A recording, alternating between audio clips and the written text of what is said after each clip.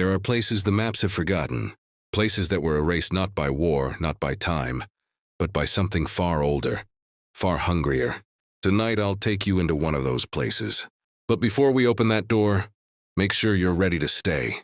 Because once you hear the whispers, once the dolls begin to smile, there's no way back. If you're drawn to the dark, the unexplained, and the stories no one dares to tell, subscribe now and step deeper into the shadows, where the forgotten still remember. Welcome to Bloodthirsty Forest. Let the silence begin. I don't know what day it is anymore. I don't know how many hours I've been awake. I only know that this place doesn't exist on any map, and that it never should have been found. But we did, and now we can't leave. My name is Hung, and I suppose this is my last attempt to tell anyone what happened. Started 2 weeks ago. My girlfriend Lynn and I were on a motorbike trip across the mountains of central Vietnam. We'd planned for months, a backpacking loop through forgotten villages, ancient ruins, and dense jungles untouched by tourists. It was supposed to be quiet, peaceful, romantic. But somewhere along Route QL24, we made a wrong turn. Or maybe the road itself wasn't supposed to be there. It began with a detour sign that didn't look new, but also didn't look official. Yellow paint, handwritten lettering that simply read, Kaila, 3 kilometer. We looked at each other. I remember saying, hey, this could be cool, some abandoned place, maybe a temple or something. Lynn shrugged, let's check it out. That was the last normal moment of our lives. The path into fog. The road narrowed quickly. Asphalt gave way to cracked gravel, then dirt. Trees on both sides leaned in like they were whispering. The air grew heavier, wet, cold, wrong. Even the insects were silent. No GPS, no signal, no sun. Just a low mist rising from the ground like steam from a forgotten pot. After about 30 minutes, we reached the outskirts of what looked like a village, or what used to be one. Wooden frames collapsed in on themselves, rooftops caved in, and broken stone steps led to nowhere. Ivy crept up the remains like veins feeding a corpse. And in the middle of it all stood a house.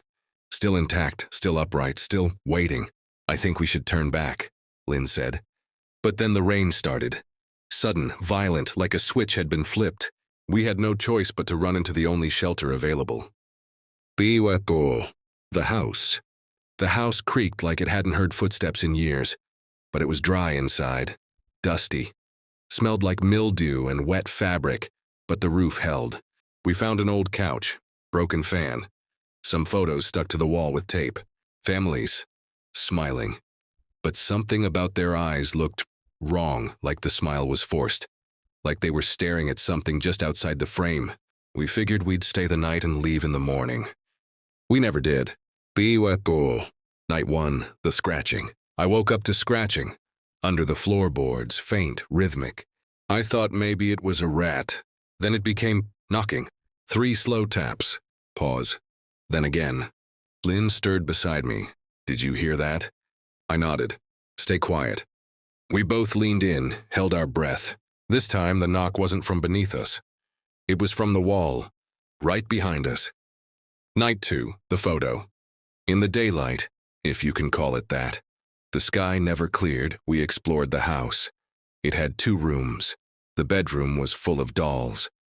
Hundreds of them, made of cloth, hung from the ceiling by red string. Every single one had its eyes sewn shut, but one had its eyes open. Not buttons, not thread. Actual eyeballs. Dry, cloudy, watching us. We burned it. I don't know why, instinct maybe. That night I found a photo under our backpack. One I hadn't seen before. It showed the 2 of us, in the exact room we were in, except we were sleeping, and the photo was taken from inside the house. Day 3, the river. We tried to leave. Packed everything, got on the bike, followed the dirt road out. After an hour of riding, we saw the sign again. Kaila, 3 kilometer. Same bend, same fog. Same tree with the split trunk. We were back where we started, but there was no rain this time. Only silence, until we heard the river. There hadn't been a river before, but now it flowed right past the edge of the village, fast, dark, deep. And floating in the water, face down, were dozens of dolls. Their eyes were missing, and when I looked up, so were ours. I mean that literally. Our reflections in the river had no eyes. Biwako. The whispering. That night Lynn said she heard her mother calling her. Soft, distant crying. Her mother had been dead for 3 years. I told her it wasn't real. That this place was playing tricks on us, that we just needed to stay together. But I was wrong, because after midnight she was gone. Just gone. The door wide open. No footprints. Just the sound of someone humming in the woods. A song I didn't recognize. But the dolls, they swayed to the rhythm. Biwako. The church. On the 4th day I found a church, or what remained of one. Its steeple was cracked, and the bell inside rang even though there was no wind. Inside I saw names carved into the walls. Hundreds of names, some scratched out, some still bleeding, as if the wood had veins. The altar, a single candle burned, and behind it a mirror. Not a cross. Not a statue. A mirror. It showed me the house, the couch, the photos, Lynn. But she wasn't alone. Something stood behind her. Tall, pale, no face. Its hands resting gently on her shoulders. And then the mirror shattered. Biwako. The return. I ran back, kicked the door open. She was there, eyes wide, crying. I couldn't move, she said. It was in here with me, whispering. What did it say? She didn't answer, just pointed to the wall. There, scrawled in something that looked like mud or blood, were 3 words. You are chosen. And now, we haven't eaten in days. We don't feel hungry. We don't feel tired. We just wait. The dolls move when we're not looking. Sometimes I hear children playing outside, but when I look, the swings hang still. Lynn no longer speaks. She stares at the wall for hours. Sometimes I catch her mouthing the words, "You are chosen," over and over. I think something is inside her now. I think the village never drowned. I think the people never left. They just changed. And soon so will we. They say a house remembers. The walls keep secrets. But here the floor watches. And I think it's waiting for me to fall asleep. Biwako. I don't know how long we've been here now. Time doesn't move right in this place. The sky remains the same shade of gray. The trees never shift. The air stays damp, like the village is trapped in an endless exhale. And Lynn, she's no longer the same. She barely speaks. She hums now, low and slow, rocking back and forth like a child. Sometimes she mutters to herself in a language I don't understand. Sometimes I catch her staring at the wall for hours without blinking. Other times I see her smile at things that aren't there. But the worst part isn't her. It's what's under the floor. Biwako. The movement. It started 2 nights ago. I hadn't slept. I was watching Lynn from the corner, curled in the fetal position. There was silence until I heard the boards shift. Just slightly, like something heavy moved beneath us. I pressed my ear to the floor, and I heard breathing, wet, raspy, gurgling. Then laughter. Sounded like a child, but wrong. Too deep, too distant, as if echoing through a mouth that was far too wide. I backed away. The next morning, the boards in the living room were warped, slightly lifted, and smeared with something dark. It wasn't blood. It wasn't mud. It smelled like rotten iron. Lynn didn't react. She simply whispered, "They're waking up." Biwako. The crawl space. I pried open one of the warped boards with a rusted kitchen knife. There was a gap beneath, just wide enough to see through. I lit a match and lowered it into the darkness. Beneath us were faces, humans staring up. Not decomposed, not bones.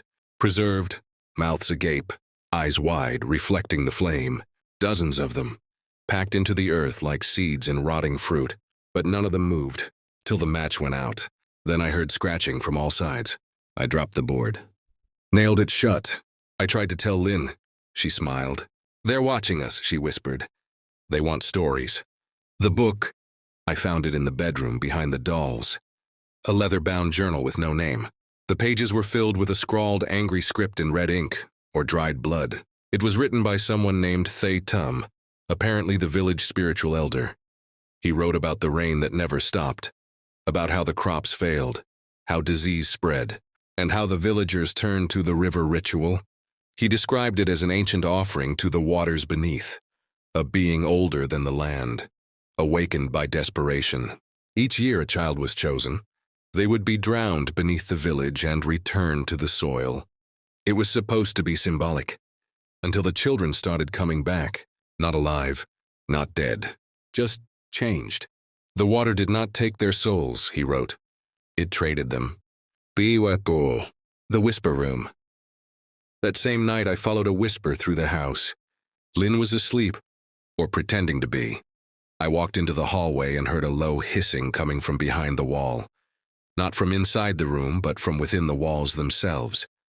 I pressed my ear to the wood. The voice said, "She belongs to us now. You will choose, or we will." I stumbled back. Something was leaking from the seam of the wall. It was thick, clear like the fluid behind an eye. Biwako, the hollowing. Lynn no longer eats. She sits in the corner, humming the lullaby she claims her mother used to sing, but her voice has changed. It echoes too long in the air. Sometimes she speaks in two voices, one light, one deep. Last night she scratched open a spot on the floor and whispered into it. I asked her what she said. She only replied, "They need new dolls." I looked at the ones hanging above us. I swear there are more now, and some of them look like people I recognize. There's one that has Lynn's red scarf around its neck, another with my army patch sewn into its chest. Biwako. The well. I finally explored the rest of the village. No people, no animals, no life. But the well in the center of the square was intact. When I peered inside, I expected darkness, but instead I saw movement. Not water, eyes. Hundreds of them, floating, blinking, following. I threw a rock down. It never made a sound. Then a voice, so loud it vibrated in my ribs, boomed from the deep. "We remember. You trespass. Now you stay." I ran, but I couldn't remember which way was home, because all the houses were now the same, and every doorway had a doll nailed to it, smiling with teeth. Biwako. The return. I finally found the house again. Lynn was standing at the window. She turned to me and said, "You left me." So they whispered to me instead. She showed me her arms. They were covered in bites, small, round, as if from many, many tiny mouths. I tried to pull her away, but she didn't move. "They're inside me now," she said calmly. Biwako. The letter. This morning I found a new page in the journal, not written by Thaytom, written in my handwriting, but I don't remember writing it. It said, "I accept. She is theirs. I remain." The page was wet, like it had been underwater. Biwako. The choice. Tonight, Lynn stood in the center of the room. She looked up, opened her mouth, and screamed, not with her voice, but with a sound that came from beneath the floorboards. The dolls shook, the house trembled, and from the boards came fingers, small, skeletal, grasping at her ankles. She didn't resist. She looked at me and said, "It's your turn." And then they pulled her down. Biwako. Now I'm alone. But the whispering hasn't stopped. They want me to open the floor. They want me to crawl down, to join, to feed the village beneath the village. But I won't. Not yet. Not until I finish this. If someone finds this recording, don't come here. Don't look for me. Don't follow the road.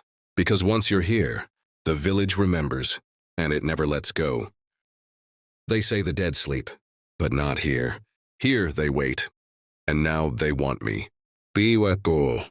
I haven't spoken in days. Maybe it's been longer. Maybe I've been here a month or a year. Maybe time doesn't pass in this place. It just decays like everything else. I haven't eaten. I don't feel hunger. I don't sleep. I don't blink. I just listen, because the floor talks to me now. And I think I'm starting to understand what it wants. Biwako. The smiling dolls. I tried to burn them. All of them. I gathered them into the center of the room. The ones with Lynn's scarf. The ones with my dog tag. The ones that looked like children we never met but somehow recognized. I lit the match, dropped it, and nothing happened. They didn't burn. They didn't melt. They just smiled wider. Their mouths split. Threads snapped. Teeth, actual yellow, jagged teeth, pushed through the fabric. Some of them whispered my name. Some of them laughed like Lynn. Biwako. The eyes in the walls. I tore off the wallpaper in the hallway. Behind it was not wood. It was skin. Dry, translucent, veined, pulsing. I cut into it. It bled. It screamed. I stepped back, looked around. The entire house is alive. Not metaphorically. Literally. Every board, every wall, every pipe, It pulses with something organic, something breathing. And then I heard a thud from the back room. Something had fallen from the ceiling. It was a doll, but not just any doll. It had Lynn's face. Sewn onto cloth, its eyes blinked once. Then it whispered, "We never left." The journal rewrites itself. Every day I return to the old journal. But now the words change.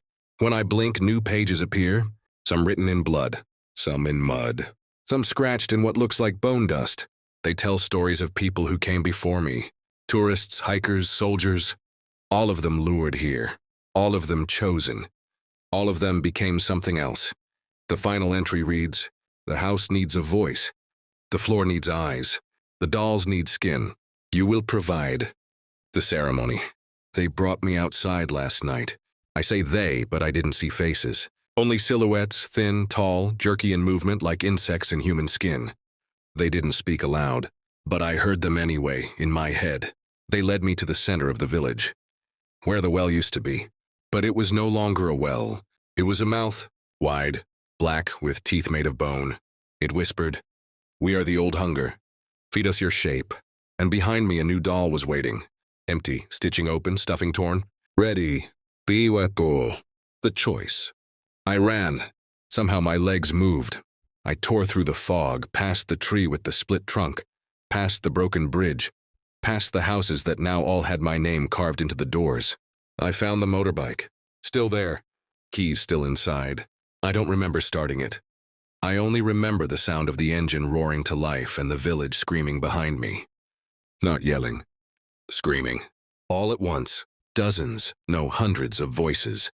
Children, old men, women, Lynn, all screaming my name. And something chased me through the fog. I didn't look back. The world beyond. Somehow I made it out. I don't remember how. I don't remember the ride. I just woke up on the side of a road near a gas station.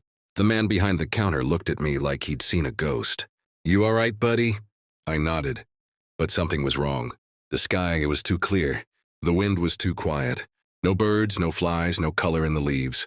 I asked him what road this was. He said, "What road? This gas station's been shut down since the flood 10 years ago." My stomach dropped. I turned. The motorbike was gone, and on the window of the station, scratched in the dust, were 3 words. "You came back." The final return. I wandered for days. People saw me, spoke to me, but it all felt off. Too perfect, too quiet. And then, one night I found a familiar house on the edge of a village I didn't recognize. A house with warped floorboards. A house that smelled like rain and mildew. A house with dolls hanging from the ceiling. It was the same house, but this time it wasn't waiting. It opened the door for me. And inside, Lynn was there, sitting on the couch. Still, silent, smiling. Her mouth stitched shut. Her eyes wide open. She didn't blink. But she whispered to me, "We never left." The end of the story. I no longer sleep. I no longer eat, but I write. Because the house wants stories. It feeds on memory, on confession, on truth. And the truth is, there is no escape. This village does not exist. Not on maps, not in memory. It is a wound in the earth that never healed. A place where time rots, where eyes grow like roots, where screams are stitched into the rain. If you're hearing this, turn it off. Burn this recording.